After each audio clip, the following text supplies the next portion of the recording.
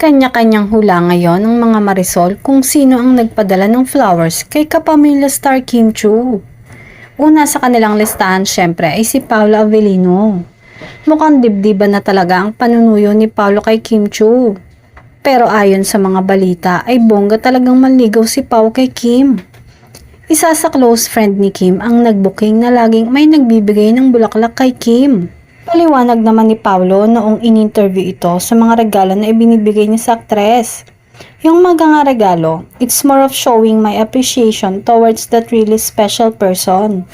Katulad ng, pag nakita ko ang taong ganon, I'm gonna show her that I care. Kinakiligan naman ng mga tagahanga ang ginawang ito ng aktor at sila mismo ang nagkumpirma na kay Paolo galing ang bulaklak. Patapos na ang taon at hindi may kakaila na isa sina Kim Chu at Paolo Avellino sa mga love teams na talagang umalagwa at nagdala ng kilig sa kanilang mga fans. Ang tambalang Kim Pao ay sinubaybayan hindi lang dito sa Pilipinas, kundi maging sa ibang bansa, patunay ng kanilang malawak na fanbase.